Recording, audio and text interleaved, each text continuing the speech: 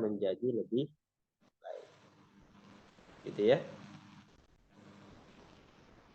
Nah, la siyama, terlebih in kana baina man habahu wa bainahu mawaddatun au qarabatun. La siyama, lebih-lebih atau terlebih, in kana, jika keadaan baina man habahu, antara orang yang dia pilih untuk melakukan hal itu, maksudnya jual beli tadi, gitu ya,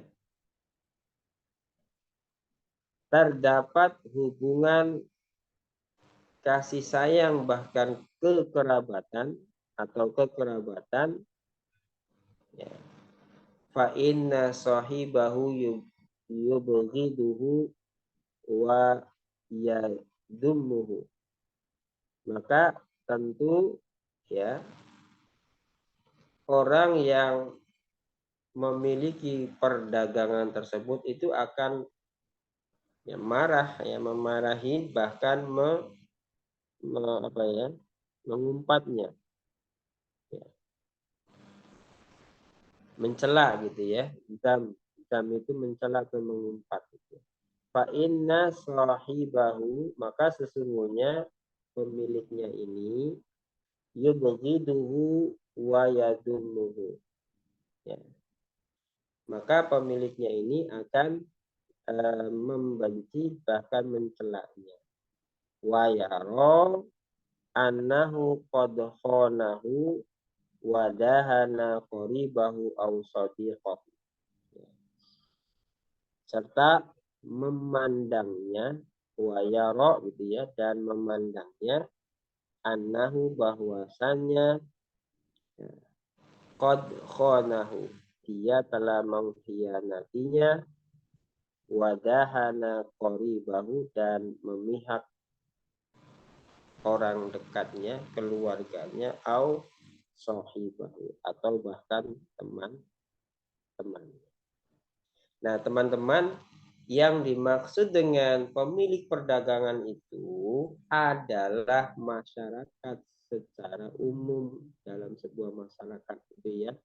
Jadi pemilik dari perdagangan itu adalah masyarakat, yang masyarakat ini memasrahkan urusan dagangannya itu kepada wulat, pemimpin. Dalam konteks hal ini adalah Amirul Mukminin. Nah, ketika si Amirul Mukminin ini, tanda kutip, orang yang diserahi ya urusan perdagangan ini, memilih sales-salesnya tidak berdasarkan kapasitas, tidak berdasarkan katakanlah kaidah-kaidah kepemimpinan gitu ya, sehingga ia lebih mengedepankan kepada kekerabatan dan hubungan relationship ya, terkait dengan perkawanan dan seterusnya. Maka kalau pemimpin itu seperti itu, atau orang yang diserai urusan perdagangan seperti itu, maka sesungguhnya itu sama saja dengan mengkhianati daripada owner perdagangan itu, yaitu masyarakat yang entitasnya itu dipegang oleh Amirul Mukminin.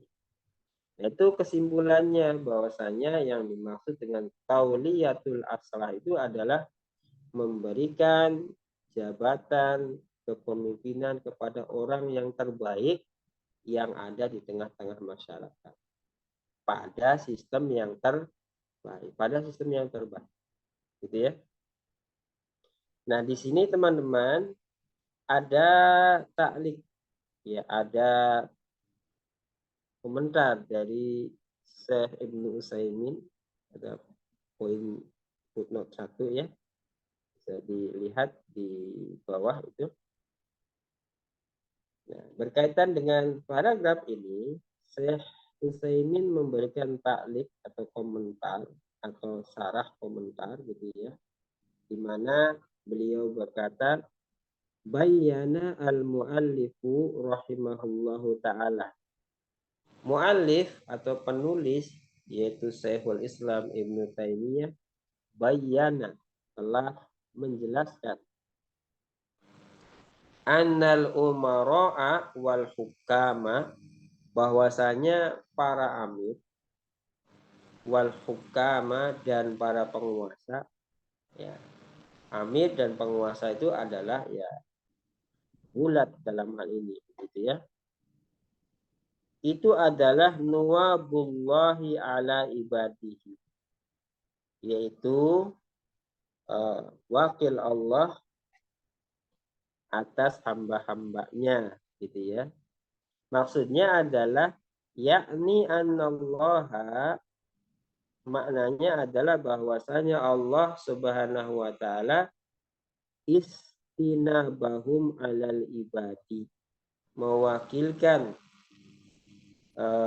para umara dan hukam ini, ya, kepada hamba-hambanya untuk apa?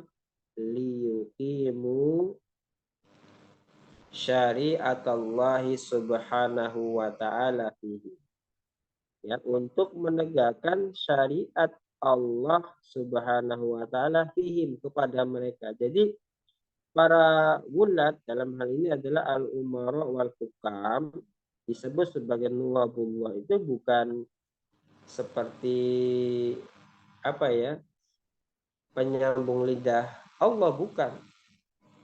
Atau apa bahasanya kalau penyambung lidah Allah tuh nanti dikira tajsim gitu ya, sebagai representasi dari Allah lah, kira-kira seperti itu. Bukan itu maknanya, tapi yang dimaksud dengan nuwabullah itu adalah Allah itu menghendaki di antara hamba-hambanya itu ada yang menjadi mas'ul untuk mereka, orang yang nanti akan dimintai pertanggungjawaban terkait dengan apa? Terkait dengan urusan-urusan hamba yang segmentasinya 3 itu ya, dalam definisi setaki Islam itu kan definisinya 3 toh. Ditandim ala qatil insani bi rabbihi wa binafsihi wa bi ghairihi. Nah, nanti ini kan harus ada yang ngatur nih, ya. Misalnya ala qatil insani bi rabbihi, ya, hubungan manusia dengan Allah Subhanahu wa taala. Ini kan juga harus ada yang ngatur gimana caranya, misalnya Ramadan, Zulhijjah itu harus seragam gitu ya. Walaupun ini terkait dengan masalah ubudiyah, tetap harus ada yang ngatur. Misalnya dari aspek pelaksanaannya, keamanannya dan seterusnya. Kemudian ala qatil insani binafsihi terkait dengan makanan ya, umat masyrubat, malbusat gitu ya. Makanan, minuman, pakaian gitu ya. Tetap saja kan urusannya, meskipun itu sekedar makanan, harus ada yang memberikan jaminan bahwa produk-produk yang ada di pasar-pasar kaum muslimin itu betul-betul halal. Nah, itu kan harus ada orang atau entitas penguasa yang harus memang bisa menjamin agar bisa terdistribusikan barang-barang itu sebagai konsumsi yang halal. Ya, jadi nuwabullah itu maksudnya bukan representasi Allah, tetapi Allah itu mewakilkan urusan hambanya itu, ya, dengan mengangkat salah satu atau mengangkat sebagian dari mereka yang Allah kehendaki sebagai pemimpin mereka untuk menegakkan syariat Allah untuk kehidupan mereka. Wal khalifatu awil hakimu, ya, di mana khalifah dan para penguasa, khalifah dan hakim, penguasa gitu ya, adalah wakilun nasi ala anfusihim. Nah, ini jelas ya, lebih jelas atau memberikan penjelasan yang lebih gamblang dari paragraf yang di atas ya. Bahwasanya nubuwah itu adalah bahwasanya wal khalifatu awil hakimu, dan khalifah ataupun penguasa, maksudnya penguasa di bawah khalifah adalah wakilun nasi, wakil manusia ala anfusihim. Jadi orang yang manusia mewakilkan urusannya kepada khalifah dan para hakim untuk mengurusi urusan-urusan mereka. Gimana akses pekerjaan, gimana akses pendidikan, gimana akses kesehatan, gimana akses perumahan, gimana akses ekonomi, gimana akses macam-macam. Nah, itu seperti itu. Jadi tidak hanya melaksanakan hukum-hukum di bidang layaknya sosial kemasyarakatan ya, tatanan ekonomi, tatanan sosial, tatanan budaya, tatanan pergaulan dan seterusnya. Khalifah dan juga para hakim ini juga wa yuhadzibu akhlaqahum, ya, memperbaiki akhlak mereka yaitu masyarakat, wa yusayyiruhum ala syariatillah, dan menghantarkan mereka untuk berjalan mengikuti syariat Allah Subhanahu wa taala. Iya, karena memang dalam dinamika kehidupan bermasyarakat itu ya sesungguhnya antara kebaikan dan keburukan itu saling berlomba-lomba begitu ya. Bahkan pada sistem yang terbaik pun ya, di dalam sistem Islam pun akan ada pertarungan antara hak dan batil. Kalau dalam sistem di luar Islam sudah pasti ya akan terlihat gitu ya.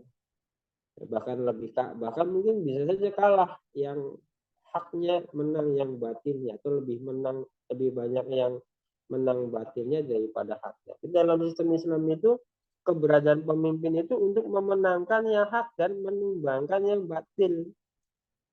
Ya, seperti bagaimana caranya menata akhlak umat Islam atau menata masyarakat. Bagaimana kriminalitas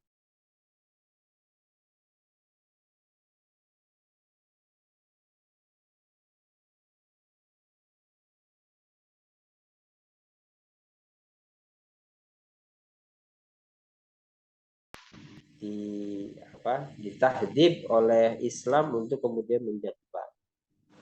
Sebut saja misalnya Mais dan Gomidia, wanita Gomidia yang berzina, ya. Itu kan fakta bahwasanya keburukan dan kebaikan itu akan selalu berlomba-lomba. Tetapi pemimpin yang terbaik pada sistem yang terbaik inilah yang nanti akan mampu mentahdib, memperbaiki, mengangkat akhlak mereka. Moral mereka menjadi moral yang tinggi. Kemudian syariat menjadi miqyasul amalnya, ya. Nah, kenapa dikatakan demikian? Li'annan nufusa mutabayinatun. Karena kondisi jiwa ini berbeda-beda. Ya. Kondisi jiwa itu berbeda-beda. Ya. Ba'duha matbu'u ala syari, sebagiannya tercipta, terdesain dari keburukan-keburukan. Ya kan di dalam masyarakat kan ada kan realitas ini tuh ya. Karena itu dalam masyarakat itu butuh seorang pemimpin terbaik di antara masyarakat yang ada dalam tatanan yang terbaik. Agar apa? Agar yang ba'duha matbu'u ala syari itu bisa ditahdib akhlaknya, bisa dimanusiakan sebagai manusia gitu ya, tanda kutip kalau kita bicaranya hiwar al-watoni itu ya, kalau kita bicaranya dialog kebangsaan kan begitu istilahnya ya. Jadi ba'duha matbu'un ala syari, sebagiannya jiwanya itu tercipta atau terdesain ya, matbu ya, dari keburukan ya. yahtaju ila man yuqawwimuhu wa yar'ahu, yang membutuhkan kepada adanya orang yang mampu meluruskannya dan membimbingnya. Ya, fahum min wijhatin. Inilah fahum dan mereka lah, ya, yaitu para pemimpin dan khalifah, min wijhatin, pada satu sisi. Keberadaan mereka itu dibutuhkan, yaitu sebagai nuwabun lillahi ala ibadi, sebagai wakil atau perwakilan, ya, Allah atas hamba dengan definisi pengertian yang tadi. Ya. Wahum min wajhin akhara, dan mereka para pemimpin, ya, pada aspek yang lain, kan tadi disebutkan satu aspek itu keberadaan mereka sebagai wakil hamba-hamba Allah dalam urusan masyarakat, menegakkan hukum itu adalah, ya, penegakannya itu dalam rangka menata masyarakat secara umum untuk menjadikan masyarakat yang buruk menjadi baik, masyarakat yang baik menjadi lebih baik. Dan mereka pada wajah yang lain, pada aspek yang lain, ya, wukala'u lil ibadi ala nufusil ibadi, ya, sebagai wakil-wakil dari hamba-hamba Allah atas diri mereka, ya. Jadi menjadi wakil-wakil Allah atas diri mereka, hamba-hamba Allah. Ya. Yani, yaitu anna sya'ba, masalan, bahwasanya, ya, masyarakat misalnya wakala, mewakilkan haula il hukama ala nufusihim, ya, para pemimpin ini atas jiwa mereka. Jadi ketika kita memahami dia itu pemimpin bagi kita, pada hakikatnya dia itu wakil kita untuk mengurusi urusan mereka, karena kita tidak melakukan tindakan pelaksanaan hukum yang di luar kewenangan kita, gitu ya. Jadi dalam Islam itu memahami pemimpin itu dia wakil kita, gitu ya. Dia wakil kita, siapapun pemimpinnya maka dia adalah wakil kita, ya. Pemimpin adalah orang yang diberikan amanah untuk menegakkan hukum-hukum Allah di tengah-tengah masyarakat, dan pemimpin itu kedudukannya sebagai wakil kita, di mana kita, ya, mewakilkan urusan kita kepada pemimpin yang bersangkutan, ya. Ka'annahu, ya, seakan-akan dia berkata, ya, ini siapa? Asy'abu, masyarakat atau rakyat. Jadi seakan-akan dia, masyarakat, berkata, kunu lana hukaman, jadilah kalian untuk kami ini para penguasa. Lituqayyimuna, untuk meluruskan urusan kami, untuk membimbing urusan kami, wa tu'addiluna, untuk menegakkan keadilan untuk kami, ala syariatillah, yang tegak atas syariat Allah Subhanahu wa ta'ala, ya. Jadi nuwabullah itu maknanya pemimpin itu diberi mandat oleh umat untuk menegakkan hukum-hukum Allah, ya. Kemudian pemimpin itu kedudukannya sebagai wakil umat atau perwakilan umat, untuk agar pemimpin ini mampu memberikan kebijakan-kebijakan untuk mengurusi umat berdasarkan syariat Allah. Gitu ya.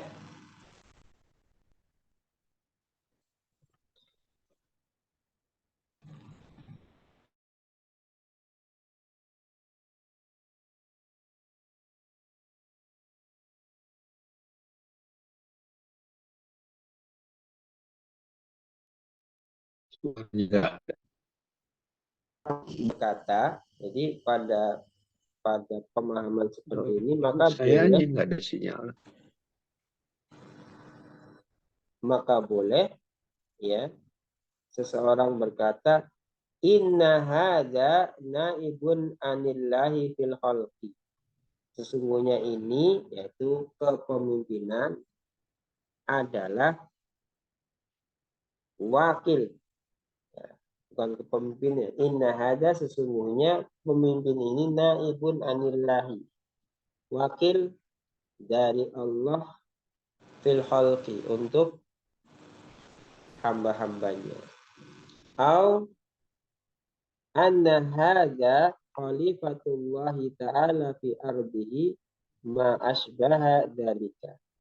Atau mengatakan bahwasanya ini adalah khalifah Allah di atas muka bumi atau ungkapan yang lainnya. Jadi kalau disebut khalifatullah fil ard atau nuwabullah atau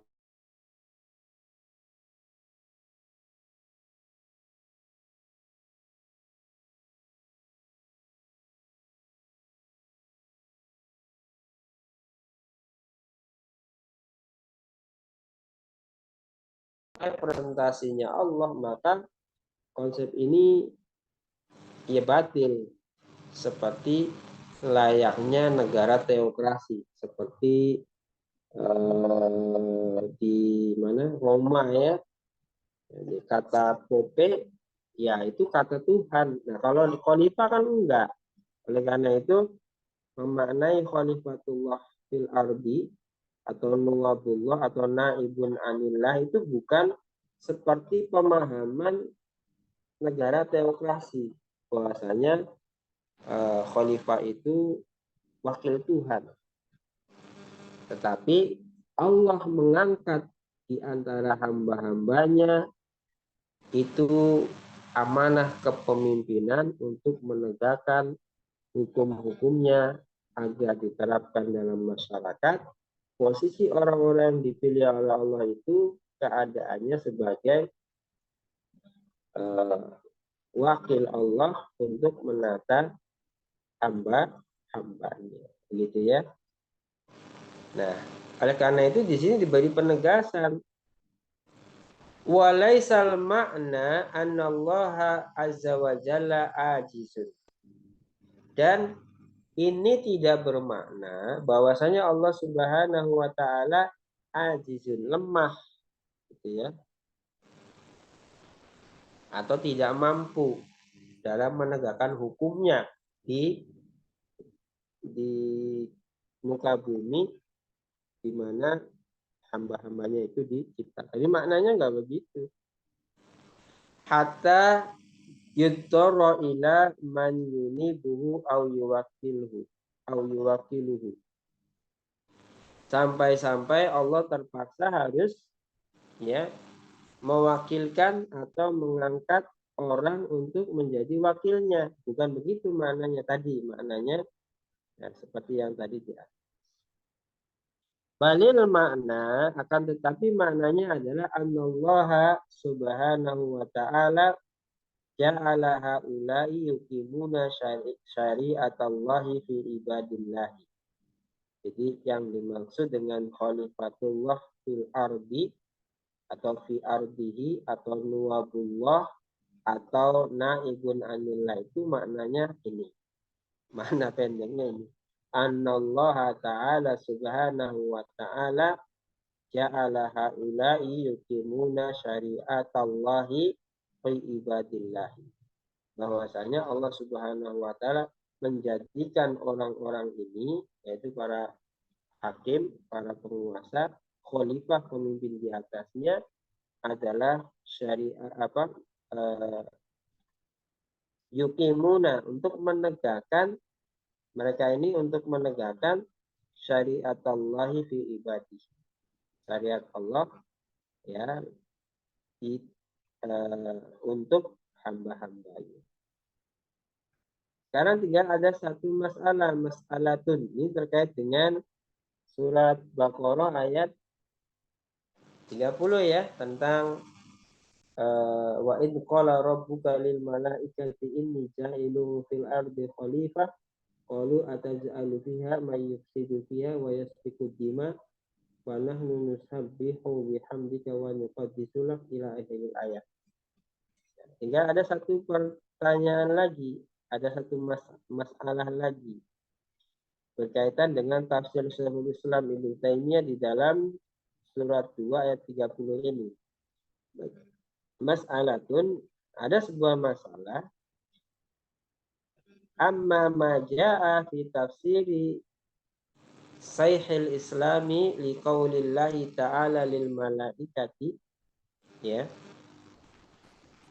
Adapun apa yang Syekhul Islam tafsirkan ya, dalam menafsiri firman Allah Subhanahu wa taala kepada malaikat ya, tadi ya, surat 2 ayat 30, inni ja'ilun fil ardi khalifah, sesungguhnya aku, kata Allah, ja'ilun ya, telah menjadikan fil ardi khalifah, di muka bumi ini adalah khalifah. Nah,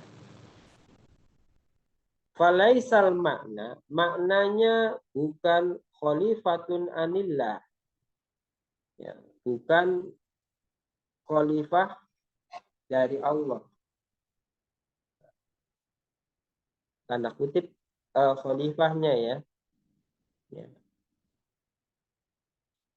bukan tanda kutip khalifah dari Allah. Khalifah di sini adalah pengganti. Jadi menggunakan mana bahasa dalam konteks ini, Syekhul Islam itu mengartikannya secara bahasa bahwa khalifah itu pengganti. Di penggantinya Allah di muka bumi. Ya. Bal khalifatun yakhlufu man kana qablah.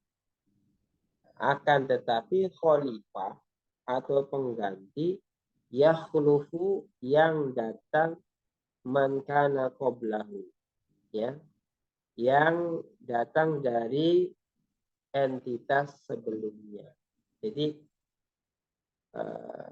kan ayat ini kan ditafsiri oleh banyak mufasir yang berbeda-beda, yang saling melengkapi sebenarnya, ya, yang saling melengkapi, yang menurut Al-Qurtubi rahimahullahu taala, ayat ini menjadi salah satu ayat yang menjadi wajibnya nasbul imam. Dalam hal ini adalah mengangkat seorang pemimpin, dan pemimpin itu dinamakan sebagai khalifah kaum muslimin. Ya, jadi khalifah di sini maknanya bukan pengganti Allah, pengganti dari Allah. Artinya Allah digantikan oleh khalifah untuk menegakkan urusan manusia. Tapi dalam konteks ayat ini, kata Syekhul Islam Ibnu Taimiyah yang dijelaskan kembali oleh Syekh Utsaimin, khalifahnya ini dimaknai sebagai yakhlufu man kana qablahu, orang yang menggantikan, ya, orang yang menggantikan entitas sebelumnya. Artinya sebelum kedatangan Adam alaihissalam, bumi itu sudah dihuni oleh entitas lain, ya, sudah dihuni oleh entitas lain, ya, gitu ya. Kemudian wadalilu annal malaikata qalu, dalil yang menunjukkan bahwasanya khalifah itu diartikan sebagai pengganti orang yang datang sebelumnya, Ya. Itu adalah frasa ayat berikutnya ketika malaikat bertanya kepada Allah, ataj'alu fiha may yufsidu fiha wa yasfikud dima. Gitu ya. Mereka berkata, apakah engkau hendak menjadikan orang yang merusak dan menumpahkan darah di sana? Gitu ya. Nah, kan ceritanya ayat ini nih ya, Nabi Adam melakukan kesalahan bersama Ibu Hawa. Karena kesalahan itulah kemudian Nabi Adam diturunkan ke muka bumi. Nah, keberadaan Adam ini Allah hendak menjadikan Adam ini menjadi orang yang mampu mengatur bumi, begitu ya. Sehingga iblis, malaikat dimintakan memberikan penghormatan sebagai katakanlah ciptaan yang baru untuk memakmurkan bumi. Ternyata malaikat menuruti perintah Allah, iblis tidak. Tapi malaikat sempat katakan bukan protes ya, sempat bertanya kenapa ciptaan Allah yang bernama manusia ini didatangkan ke muka bumi, bukankah potensi mereka buat kerusakan itu ada besar, menumpahkan darah dan seterusnya. Dari sinilah kemudian bahwa memang keberadaan manusia itu memang perlu diatur, perlu diangkat di tengah-tengah mereka seorang pemimpin. Binaan alaman sabaqa, ya, dibangun dari apa yang datang dari sebelumnya, tadi yang sudah dijelaskan di bagian atas, wa ma'rufun, dan sudah diketahui annal jinna, bahwasanya jin ya qad sabaqul insa, ya, itu lebih dahulu, mereka lebih dahulu daripada manusia, daripada Nabi Adam ya, fi wujudihim alal ardi, ya, pada keadaan mereka di atas muka bumi. Fahada maknahu fil ayati, maka inilah maknanya dari ayat ini. Jadi khalifah itu menurut saya Islam Ibnu Taimiyah itu adalah entitas pengganti ya dari entitas yang telah ada sebelumnya. Jadi sebelum manusia ada, bumi sudah ada ciptaan-ciptaan lain gitu, di mana di situ terjadi huru-hara ini itu dan seterusnya. Nah, akhirnya kemudian dimusnahkan oleh Allah, kemudian didatangkanlah manusia, gitu ya. Nah ini bagian penutup dari bahasan pertama atau pasal yang pertama, yaitu tauliyatul aslah, memberikan jabatan kepada orang yang terbaik pada bab awal, yaitu al-wilayat, kekuasaan, di bagian yang pertama yaitu adaul amanat, penunaian amanat. Ada yang perlu ditanyakan? Saya tadi lihat ada ya di sini, saya cek dulu.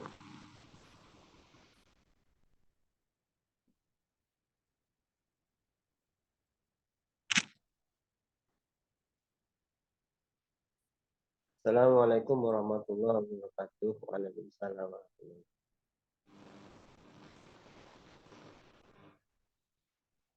Melihat debat semalam, kalau saya nggak lihat debatnya ya, tapi kalau sudah omongannya Hiwar Al-Watoni, ya dialog kebangsaan itu ya isinya ya nggak jauh-jauh gitu.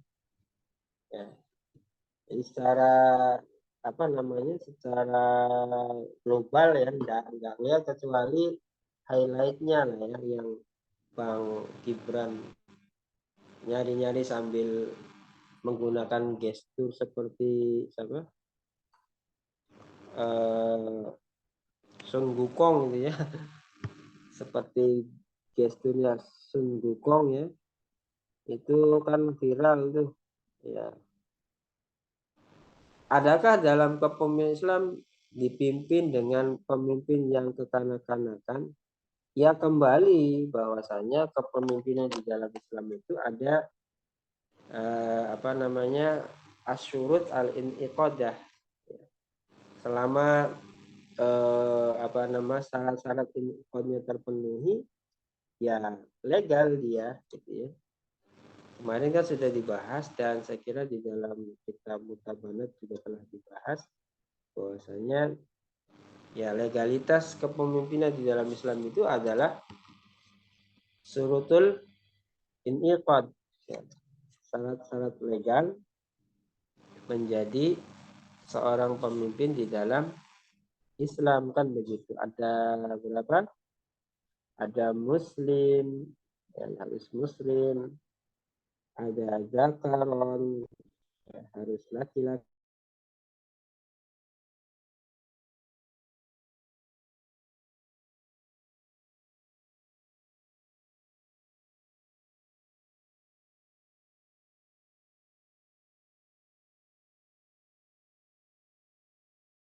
24 22 tahun itu sudah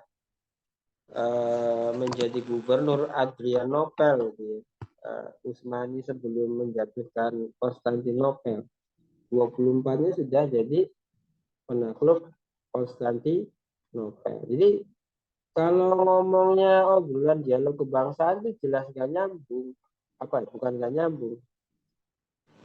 Tidak apa namanya ya terlalu jomplang kalau dikaitkan dengan Islam. Tadi ya kalau surut il-iqad itu kalau sudah balik ya sebenarnya legal gitu. Selama syarat-syarat yang lainnya itu juga dipenuhi. Kalau di MK kan sempat 40 tahun ya. 40 tahun apa berapa gitu ya. Kemudian dipangkas dengan keputusan MK yang baru yang nyatanya si dia itu bisa jadi pemimpin gitu ya. Nah, padahal dalam syarat syurutul inqad itu ya balik intinya. Kalau dalam bahasa fikih balik itu kalau melihat usia itu 15 tahun. Sebenarnya bisa jadi sebelum 15 tahun sudah balik. Cuman kalau kita pakai rata-rata umur, jumhur ulama balik itu 15 tahun. Ya, balik itu 15 tahun. Ya. Bahkan sebelum 15 tahun kalau ada ditandai dengan perubahan faal tubuh ya. Kalau perempuan itu sudah haid, kalau laki-laki sudah ikhtilam. Kalau perempuan tidak haid, kemudian laki-laki tidak ikhtilam sampai dengan usia 15 tahun, maka 15 tahun itu meskipun belum haid, meskipun belum ikhtilam itu sudah dianggap balik. Kemudian ada akil, berakal. Akalnya sehat, nalarnya baik dan seterusnya. Ya. Kemudian adil, ya, orangnya adil. Kemudian khurun, merdeka dia. Ya. Definisi merdeka itu dia ya independen, tidak dalam bayang-bayang orang tuanya, tidak bayang-bayang bohir gitu ya, bohir atau kapitalis ya, atau yang lainnya. Dan yang keenam qadir, dia mampu. Ya.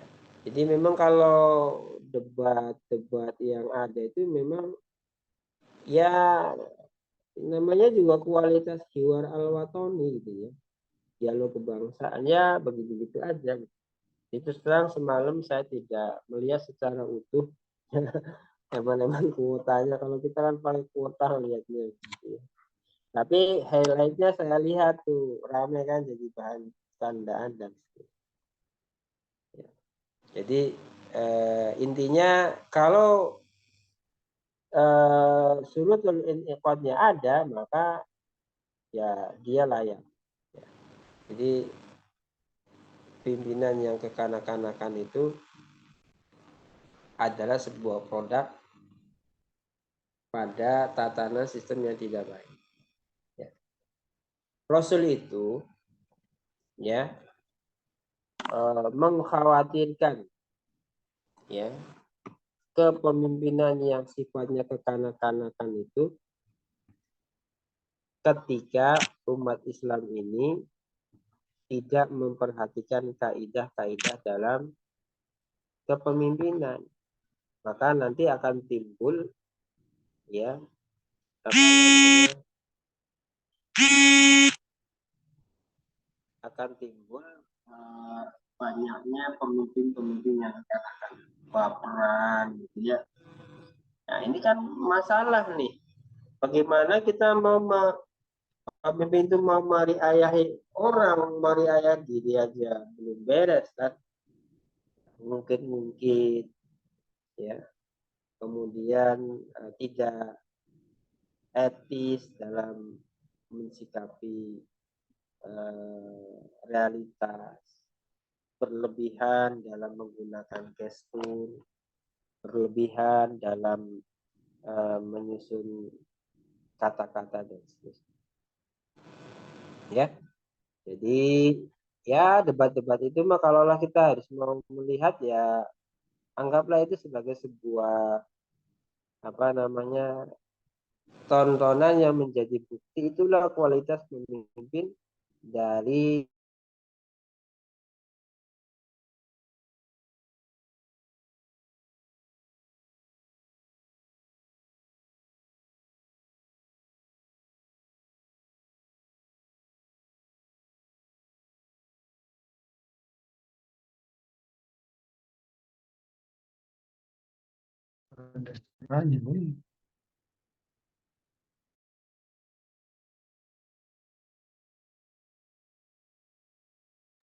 Oh, Sad, suaranya hilang, Sad.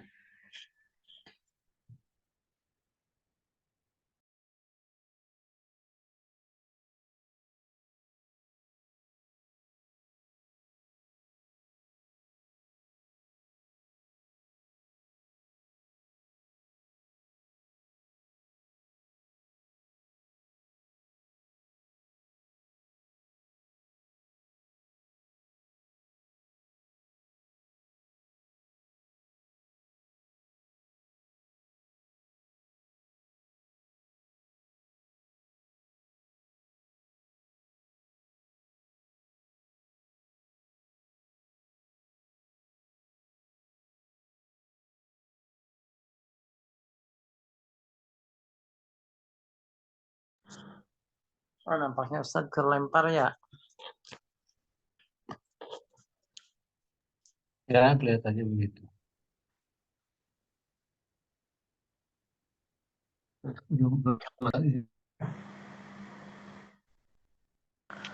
Ya,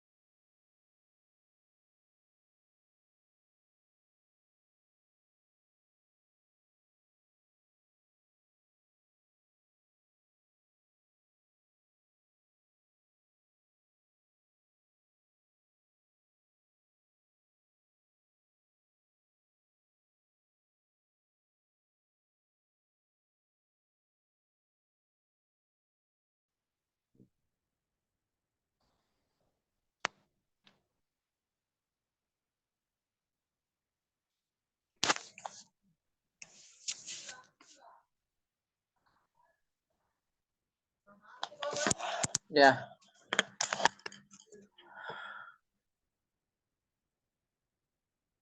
Baik, mungkin ada yang ingin disampaikan. Bapak Asatidz sekalian, sepertinya kita harus menunggu.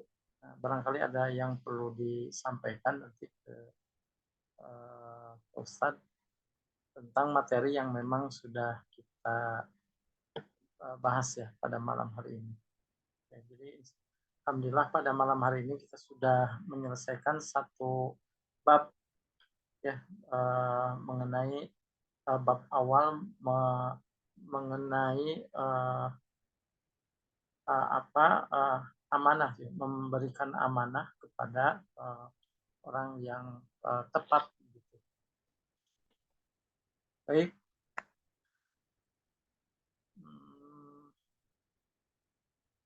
Ya. Ya. Terlempar Ustaz. Ya, Ustaz. Jadi gitu ya. Jadi terkait dengan pemimpin yang kekanak-kanakan itu apa namanya? Kalau yang dimaksud dengan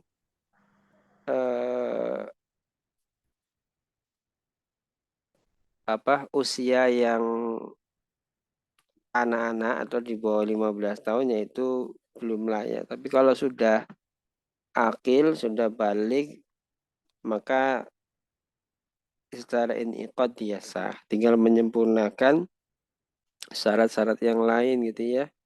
Muslim, ya laki-laki, balik, akil, adil, kemudian merdeka dan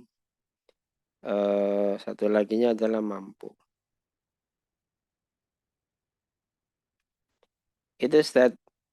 Ini saya muter-muter nyari sinyal ini. Nyari sinyal.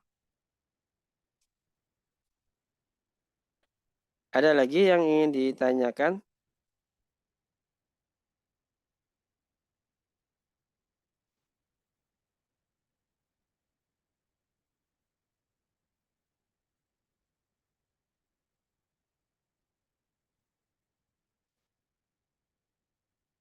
Halo? Ya. Dikunci.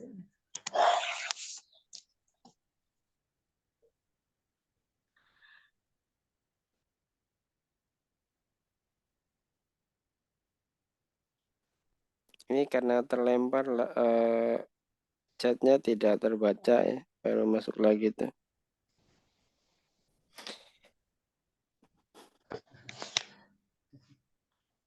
Nah, yang kemudian harus diperhatikan itu biasanya hadis riwayat Hakim yang sedang sering dijadikan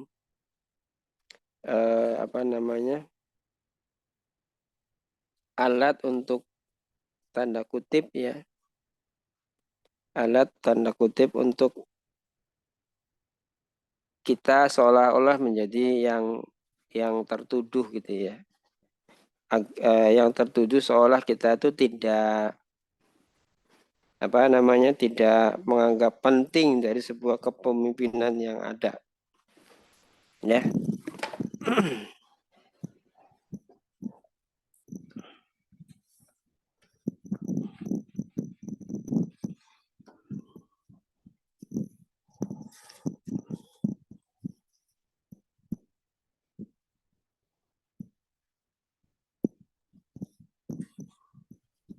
Baik Ustadz, mungkin dari teman-teman yang lainnya ya tadi sudah disampaikan ya, oleh Ustadz Abu Zaki satu bab ini.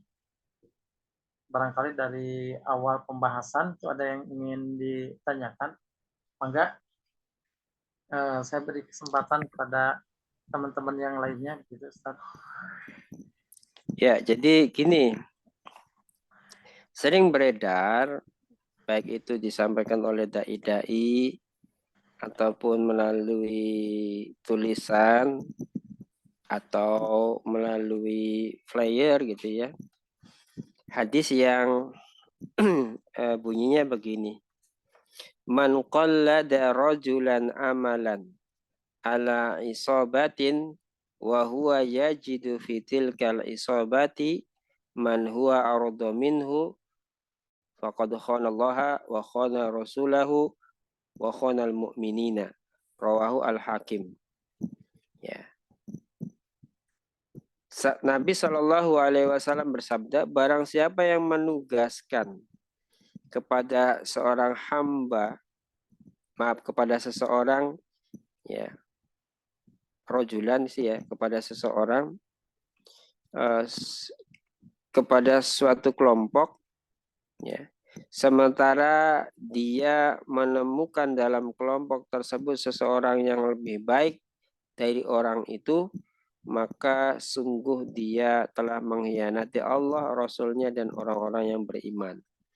Nah, ayat ini, hadis ini, ya, sekali lagi hadis ini sering dijustifikasi menjadi dalih, saya katakan dalih, untuk memilih pilihan-pilihan demokrasi, begitu. Paham ya? Jadi kalau saya perhatikan hadis ini sering dijadikan oleh dai-dai yang kebetulan semangatnya besar untuk suksesi sebuah kepemimpinan di negeri ini dengan harapan lebih baik dari sebelumnya, dengan pilihan yang sudah diverifikasi oleh sistem demokrasi, kemudian menjadikan hadis ini sebagai dalih bahwasanya siapapun orang yang beriman, manakala ada katakanlah pilihan-pilihan yang dipersiapkan oleh sistem demokrasi itu dia tidak milih, pada akhirnya orang itu dimasukkan sebagai orang yang mengkhianati Allah, Rasul-Nya, dan kaum mukminin, persis seperti 2019 yang lalu. Padahal ya sebenarnya pilihan kita sudah memberikan jawaban yang gamblang sebenarnya, cuman enggak kapok-kapok gitu. Padahal kita cuman menjelaskan tentang bobroknya sistem demokrasi tahun 2019 itu, kita dianggap orang yang menggembosi perjuangan kaum muslimin. Begitu kalah dan kemudian calonnya merapat, baru tahu kalau pandangan kita itu jauh lebih mendalam dibandingkan dari mereka. Nah sekarang ya terulang kembali. Jadi seolah-olah ini urgent, ini mendesak. Ya kalau kita tidak melakukan pilihan, maka kita telah berkhianat ya kepada Allah, Rasulnya, dan kaum muslimin. Meskipun tidak, tanda kutip, tidak memilih. Kenapa? Karena menurut anggapan mereka ini menjadi jalan bagi orang-orang yang katakanlah bukan terbaik di antara mereka untuk menang. Nah ini kan pendalilan yang dipaksakan. Padahal pengkhianat itu sendiri adalah sistem demokrasi. Mengapa? Ya karena memang sistem demokrasi itu hanya memverifikasi beberapa orang dari katakanlah masyarakat Indonesia yang jumlahnya berapa? 270 juta orang barangkali ya. Hanya di verifikasi hanya berapa tuh? Ada berapa calon tuh ya kan gitu. Nah itu sesungguhnya pengkhianatan itu sejak awal ada pada sistemnya. Gitu. Nah, kadang hadis ini dijadikan sebagai dalih-dalih untuk tidak boleh tidak boleh tidak milih atau tidak boleh golput dan seterusnya. Gitu ya. Padahal kalau bicara tentang sistem pemilu di negeri kita saja kan sebenarnya kan kalau kita lihat sistem pemilu itu di dunia ada dua. Ada namanya compulsory system. Compulsory system itu adalah model sistem pemilu yang menyatakan bahwasanya pemilu itu wajib. Jadi kalau tidak melaksanakannya itu dia kena pidana dari yang ringan sampai yang berat.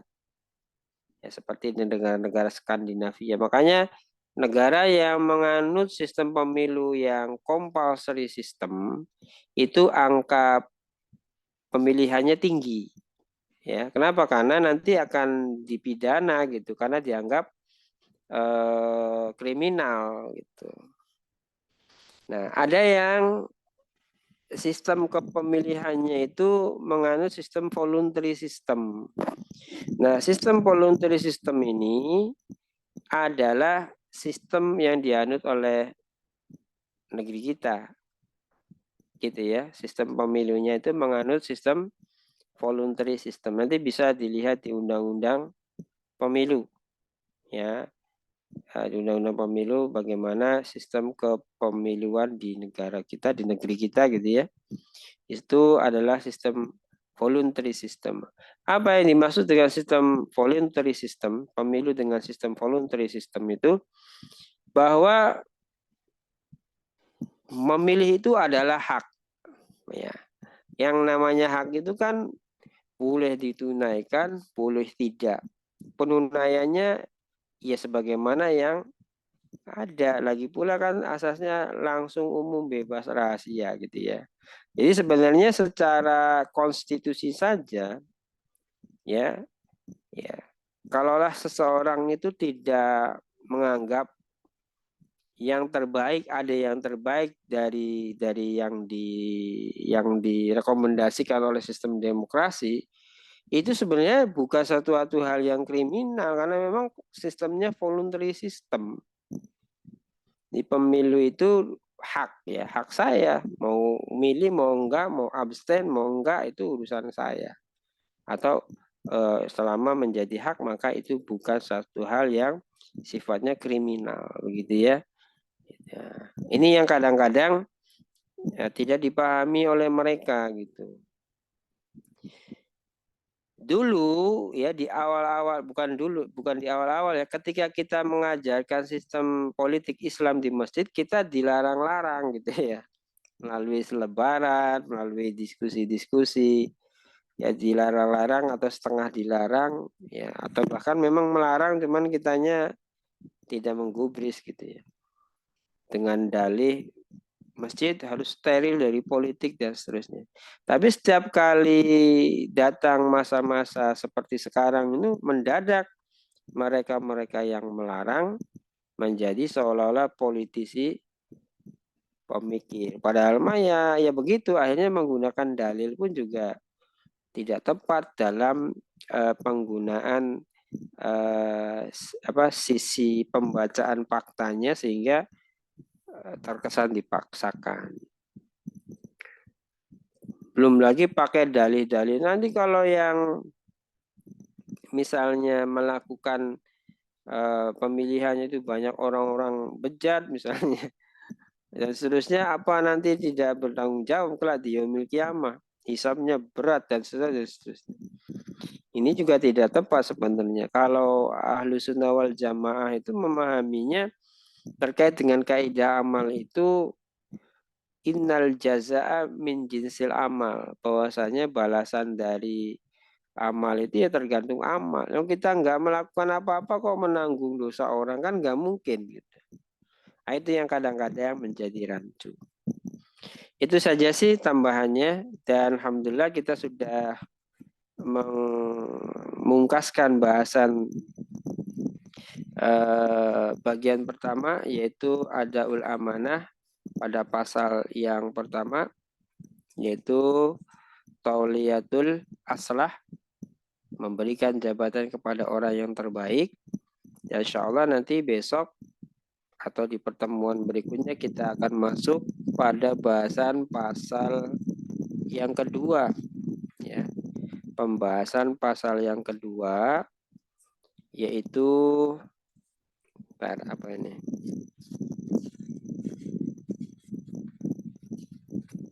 Ya, ikhtiyarul amsali fal amsal.